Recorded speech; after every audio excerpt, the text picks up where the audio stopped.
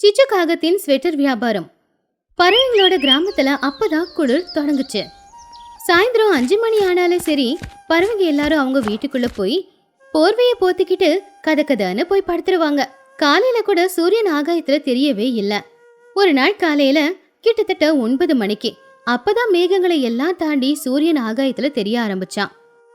அந்த வெயிலுக்காக தான் எதிர்பார்த்துக்கிட்டு இருந்த பறவைங்க எல்லாருமே ஒவ்வொருத்தங்களும் அவங்க கூட்டை விட்டு வெளியில வர ஆரம்பிச்சாங்க.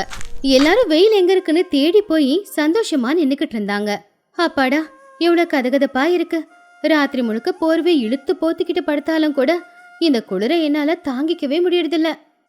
ஆமா டோனி, என் புள்ள பண்ணவும் ராத்திரி குளிர் தாங்க முடியாம என்ன அப்படியே கட்டி பிடிச்சுக்கிட்டு படுத்துக்கிட்டா.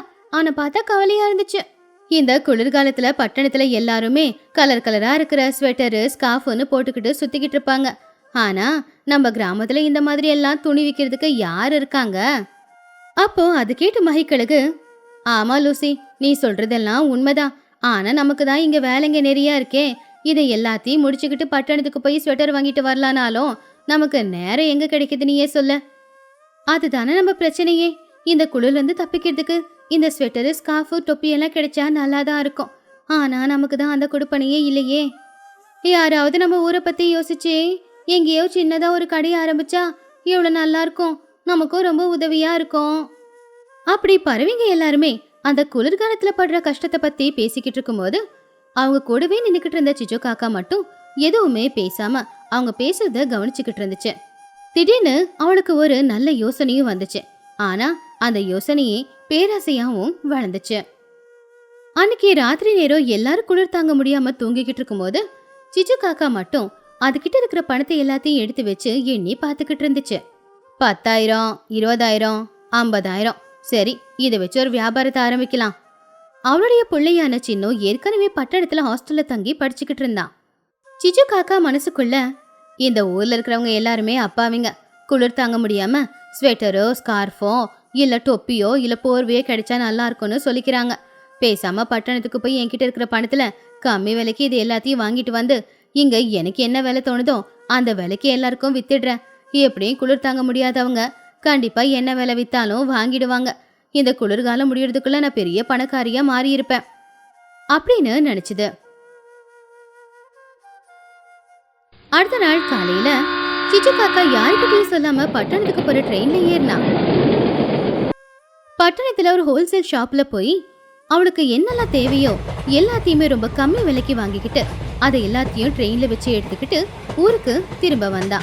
அதுக்கப்புறமா அன்னைக்கு ராத்திரியே ஊருக்கு நடுவுல ஒரு நல்ல இடமா பார்த்து அங்க ஒரு கடையை போட்டு அதுல அவ கொண்டு வந்த பொருட்களை எல்லாத்தையுமே வச்சு விற்கவும் ஆரம்பிச்சிட்டா. அடுத்த நாள் காலையில வேலைக்காக வெளியில வந்த பறவைங்க எல்லாரும் புதுசா சிச்சு வச்சிருக்கிற கடைய பார்த்து ஆச்சரியப்பட்டாங்க. அட சிச்சு, என்ன இது, ராத்திரியோட ராத்திரியே கடை வச்சிருக்க? எங்க எல்லாருக்கும் உதவி செய்யலாம் நினைச்சியா? ரொம்ப சந்தோஷம் சிச்சு. சிச்சு காக்கா பெருமையா, பின்ன நீங்க எல்லாரும் கஷ்டப்படுறத பார்த்துக்கிட்டு சும்மா இருக்க முடியுமா? அதான் ஒரே நாள்ல நான் போய் இது எல்லாத்தையும் வாங்கிட்டு வந்து வியாபாரத்துக்கு வச்சிருக்கேன். துணிக்குருவி சின்னதா இருக்கிற ஒரு தொப்பியை எடுத்து, ஆஹா, இது ரொம்ப கதகதப்பா இருக்கு. என் புஜ்ஜிக்கு இது சரியா இருக்குல்ல சிச்சு, இது என்ன வேலை? அப்போ சிச்சு காக்கா இதுதான் வாய்ப்புன்னு சொல்லி, இது ஸ்பெஷல் உல்லன்ல தைச்சிருக்கிறது, ரொம்ப நல்லா இருக்கும். உனக்காக வெறும் 600 ரூபாய் மட்டும்தான். என்னது, 600 ரூபாவா? இந்த சின்ன தொப்பிக்கா? தெரிஞ்சுதான் எல்லாம் பேசுறியா சிச்சு? சோட்டுக்கிளி ஒரு சாதாரண போர்வையை எடுத்து, சிச்சு, இந்த போர்வை என்ன விலை?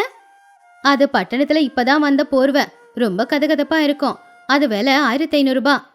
ஒரே ஒரு போர்வை 1500 ரூபாவா? நாங்க கஷ்டப்பட்டு ஒரு நாள் இவ்வளவு பணம் சம்பாதிக்கவே மாட்டோமே சிச்சு. என்னது, ஒரு கேப்புக்கு 600 ரூபாவா? பட்டணத்துல 100 ரூபாய் 150 ரூபாய்க்கு நிறைய வாங்கியிருக்கேன். என்ன சிச்சு நினைச்சுக்கிட்டு இருக்க? சிச்சு காக்கா உடனே அதோட முகத்தை மாத்திக்கிட்டு ஒரு நாடகத்தை தொடங்குச்சு. ஐயோ லூசி, தெரிஞ்சுதான் பேசுறியா? உங்க எல்லாருக்காகவும் தானே நான் பணத்தை செலவு பண்ணி ட்ரெயின்ல பட்டணத்துக்கு போய் அங்க கூலி ஆட்களை வச்சு இது எல்லாத்தையுமே வாங்கி அதை கொண்டு வந்து ட்ரெயின்ல வச்சு மறுபடியும் அதுக்கு பணத்தை கொடுத்து நான் ஊருக்கு கொண்டு வந்தனே. இதுல எனக்கு 1 ரூபாய் கூட லாபம் வேணாமா? நான் ஒன்றும் அதிகமா வச்சு விற்கவும் இல்லை. இந்த கேப்பு நான் 550 ரூபாய் கொடுத்து வாங்கினேன். ஏதோ ஒரு 50 ரூபாவாவது லாபம் கிடைக்கட்டுமேனு வச்சேன். அது ஒரு பெரிய குத்தமா? இதுல எனக்கு என்ன லாபம்? உங்க எல்லாருக்காகவும் தானே நான் செய்யறேன் அப்படின்னு சிச்சு நாடகம் போட்டத அவங்க எல்லாருமே நம்பிட்டாங்க. அதானே, பாவம் நமக்காக இவ்வளவு கஷ்டப்பட்டு இவ்வளவு தூரம் போய் எல்லாத்தையும் வாங்கிட்டு வந்திருக்கா, அவளுக்கு லாபம் வேணாமா? சரி சிச்சு, எனக்கு ஒரு போர்வையை கொடு, ராத்திரி குளிர் தாங்க முடிய மாட்டேங்குது அப்படின்னு மகிக்கழகு வாங்கினதும் அடுத்தடுத்தா ஒவ்வொருத்தவங்களும் வேற வழியே இல்லாம விலை அதிகமா இருந்தாலும் பரவாயில்லன்னு சொல்லி சிச்சு காக்கா விக்கிற ஸ்வெட்டரு, கேப்பு எல்லாத்தையும் வாங்க ஆரம்பிச்சாங்க. சிச்சு காக்காவோட வியாபாரம் நல்லபடியா நடந்து அவகிட்ட இருந்த பணப்பெட்டியில பணமும் நிறைஞ்சுக்கிட்டு இருந்துச்சு. இப்படியே சில நாட்கள் போச்சு. பட்டணத்துல படிச்சுக்கிட்டு இருந்த புஜ்ஜி குருவி, சின்ன காக்கா, பன்னு கிளி 3 பேருக்குமே குளிர்கால லீவ் கொடுத்ததுனால எல்லாருமே ஊருக்கு வந்திருந்தாங்க. அப்போ சிச்சு காக்கா அவளுடைய புள்ள சின்ன காக்காவை பார்த்து ரொம்பவுமே சந்தோஷப்பட்டா. வாடா சின்னோ, எப்படி இருக்க? இந்த தடவை லீவுக்கு நீ என்ன கேட்டாலும் அம்மா வாங்கி கொடுப்பேன். ஏன்னு சொல்லு, நம்ம கிட்ட நிறைய பணம் இருக்கு. அப்படியா அம்மா? எப்படி பணம்? லாட்ரி அடிச்சுதா? லாட்ரியை விட பெருசா அடிச்சுட்டு விடுறா அப்படின்னு ரொம்ப பெருமையா அவ ஆரம்பிச்சிருக்கிற ஸ்வெட்டர் வியாபாரத்தை பத்தி சொல்லி அவ எப்படி அதுல லாபத்தை சம்பாதிக்கிறா அப்படிங்கறதையும் சின்ன காக்கா கிட்ட சொன்னா. பாத்தியா, உங்க அம்மா எவ்வளவு பெரிய புத்திசாலி, இந்த குளிர்காலத்துல நம்ம கோடீஸ்வரங்களா ஆக போறோம் அப்படின்னு அவ சிரிச்சுக்கிட்டு சொன்னா. ஆனா அதை கேட்ட பனுவுக்கு மட்டும் ரொம்பவும் கோவம் வந்துச்சு. அம்மா, என்ன சொல்லிக்கிட்டு இருக்க? 150 ரூபா டொப்பிய 600 ரூபாய்க்கு வித்தியா? அம்மா, இது வியாபாரம் இல்லம்மா, இது நயவஞ்சகமான வஞ்சனை, இதெல்லாம் ரொம்ப தப்புமா. சிச்சு காக்கா கோவமா, டேய், உனக்கு என்னடா தெரியும் வியாபாரத்தை பத்தி? பட்டணத்துல படிச்சுட்டா எனக்கே அட்வைஸ் பண்ணுவியா? இது சீசனல் வியாபாரம். சில மாசத்திலேயே இந்த ஸ்வெட்டர் எல்லாத்தையும் வித்துறணும். அதுக்கப்புறமா அந்த ஸ்வெட்டரை நாய் கூட போட்டுக்காது. அவங்களுக்கு தேவை இருக்கு, என்கிட்ட தேவையானது இருக்கு, நான் விற்கிறேன். இதுல என்னடா தப்பு? அவங்களுடைய தேவையை புரிஞ்சுக்கிட்டு அவங்களுக்கு உதவி செய்யாம இருந்தாலும் பரவாயில்லம்மா, ஆனா அதுக்காக இப்படி கொள்ளையடிக்காதம்மா. ஊர் ஜனங்களுக்கு தெரிஞ்சது, அப்புறம் நம்ம கதை முடிஞ்சுது. நீ எனக்கு சொல்லித்தராத. அவங்களுக்கு தேவை இருந்தா அவங்க வாங்கிக்க போறாங்க, இல்லைன்னா சும்மா இருக்க போறாங்க. போய் சாப்பிட்டு ரெஸ்ட் எடு அப்படின்னு பிள்ளைய திட்டுனா. சின்னவும் வேற வழி இல்லாம வீட்டுக்குள்ள போயிட்டான். இந்த பக்கம் துணியோட வீட்டுல, புஜி, குளிர் அதிகமா இருக்கல, அதனாலதான் உனக்கு இந்த டொப்பியும் ஸ்கார்ஃபும் வாங்கியிருக்க, போட்டுக்கோ அப்படின்னு துணி சொன்னதும் புஜியும் அதை எல்லாத்தையும் எடுத்து போட்டுக்கிட்டா. வாவ், ரொம்ப நல்லா இருக்குமா, நல்லா சாஃப்டாவும் இருக்கு. எங்கம்மா வாங்கின? நம்ம சிச்சு அத்தை புதுசா கடை திறந்திருக்காங்க, அங்கதான். அப்படியா? எவ்வளவுமா ஆச்சு? அப்போ துணிக்குருவி சோகமா, அதுதான் கொஞ்சம் கஷ்டமான விஷயம். இந்த சின்ன டொப்பிக்கு 600 ரூபாவாம், இந்த ஸ்கார்ஃப்க்கு 500 ரூபாவாம். அதை கேட்டு புஜ்ஜி ரொம்ப ஷாக் ஆயிட்டா. அம்மா, என்னம்மா சொல்ற? இந்த டொப்பி 600 ரூபாவா? நேத்து தாமா என்னோட ஃப்ரெண்டுக்கு நான் பட்டணத்துல 150 ரூபாய்க்கு வாங்கி கொடுத்தேன். இந்த ஸ்கார்ஃப் வெறும் 100 ரூபாய் தான், அதை தாண்டி யாரும் விற்க மாட்டாங்க. என்னம்மா இது, 1000 சில்லறை கொடுத்து வாங்கியிருக்க? என்னது, உண்மையாவா? என்னை நம்ப வச்சு அவ கழுத்தெடுத்துட்டாளா? ஆமாம்மா, என்கிட்ட அதோட பில்லு கூட இருக்குமா.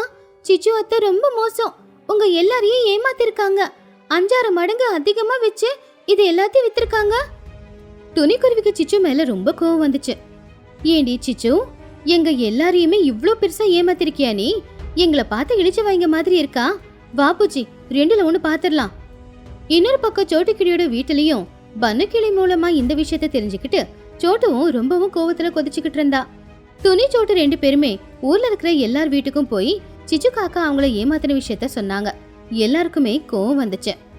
அடுத்த நாள் காலையில சிச்சு காக்கா எப்பவும் போலவே கடையை திறந்து வச்சுக்கிட்டு கஸ்டமர்ஸ்க்காக காத்துக்கிட்டு இருந்தா.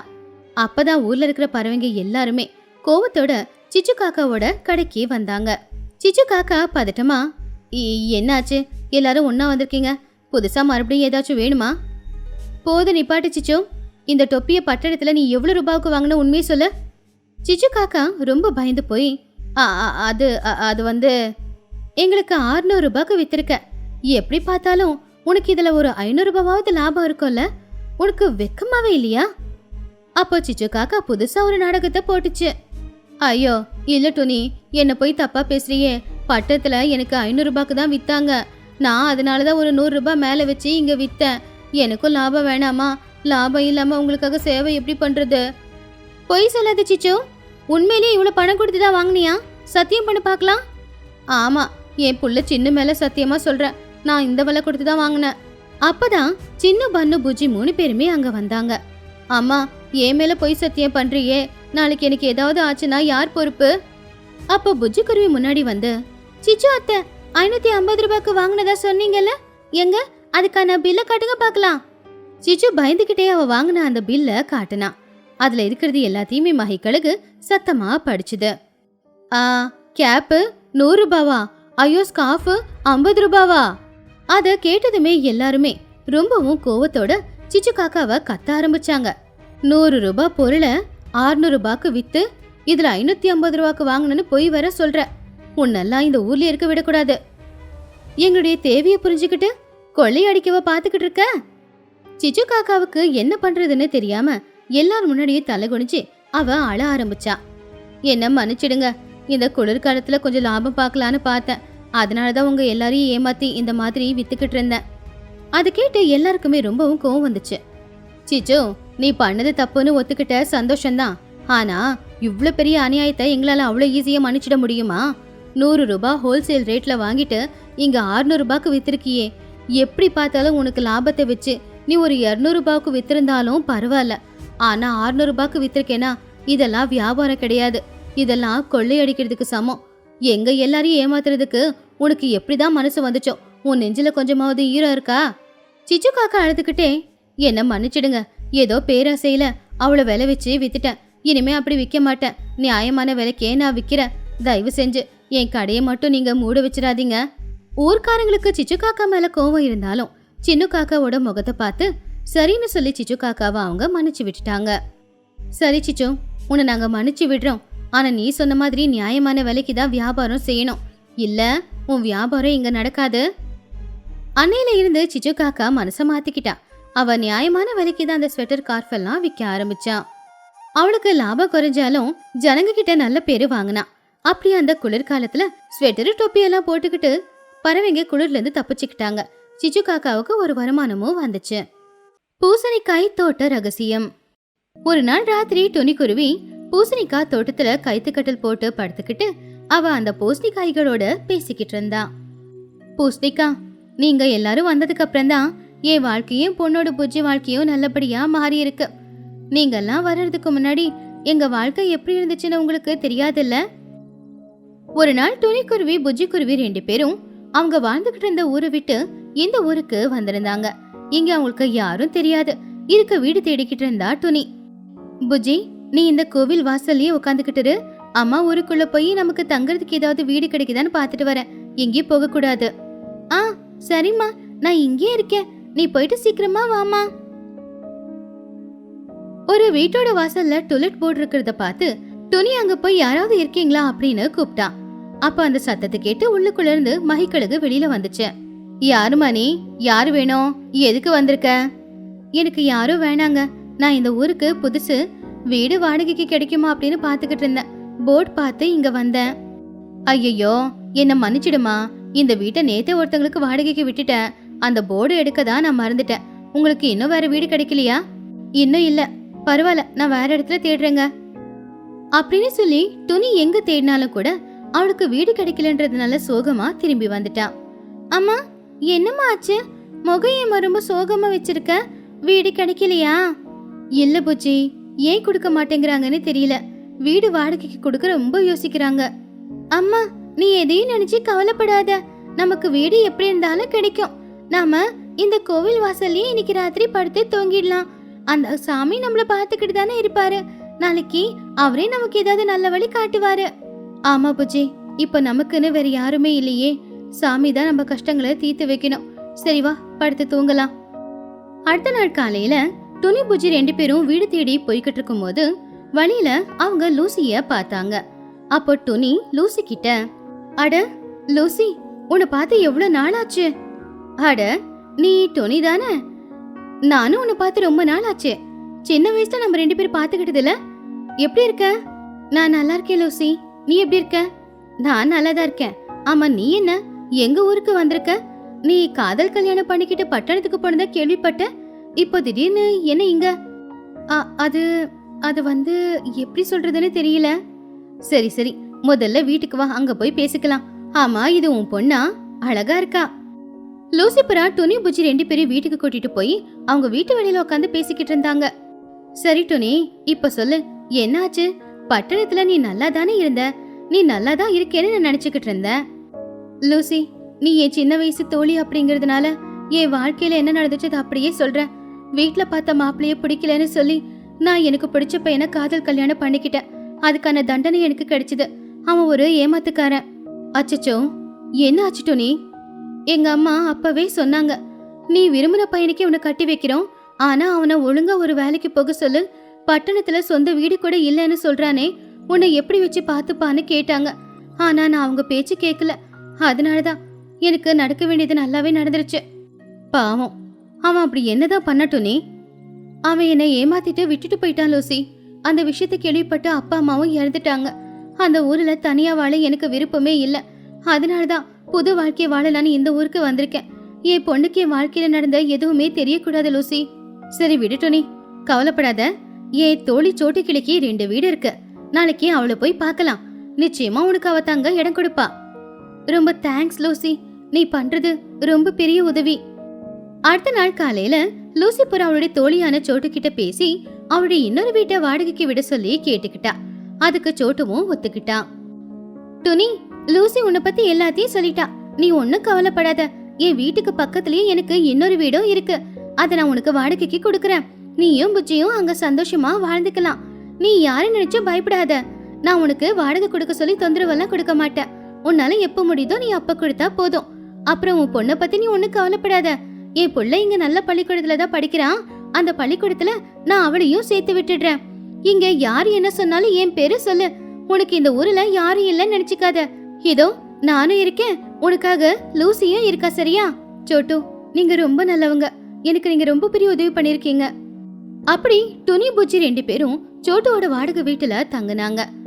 சோட்டுவோட வீட்டுக்கு பக்கத்துல சிச்சு காக்காவோட வீடும் இருந்துச்சு. சோட்டு, உன்னோட இன்னொரு வீட்டை யாருக்காவது வாடகைக்கு விட்டுருக்கியா? ஆமா சிச்சு, அவ பேரு டுனி. என் சின்ன வயசு தோழி. ரொம்ப கஷ்டத்துல இருக்கா. நீயும் இங்க தானே இருக்க, அவ கூட நல்லபடியா பழகு.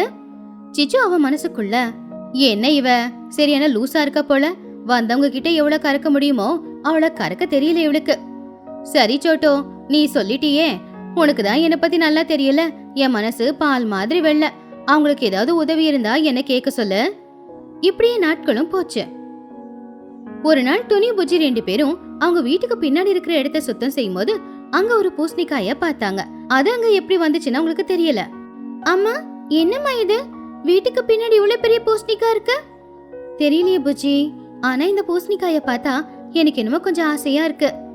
துணிக்குருவி அந்த பூசணிக்காய் விதைகளை வீட்டுக்கு பின்னாடி இருக்கிற இடத்துல பள்ளம் தோண்டி அங்கங்க புதைச்சு வச்சா. கொஞ்ச நாள்லயே அந்த பூசணிக்காய் விதை எல்லாமே ஒரு பூசணிக்காய் தோட்டமா மாறுச்சு. பாத்தியா புஜ்ஜி, எவ்வளவு பூசணிக்காய் வந்திருக்கு இல்லையா? துணி அன்னையில இருந்து அந்த பூசணிக்காவை கூடையில வச்சுக்கிட்டு ஊரூரா கொண்டு போய் அதை வித்து வர வருமானத்துல வீட்டை பாத்துக்கிட்டு இருந்தா.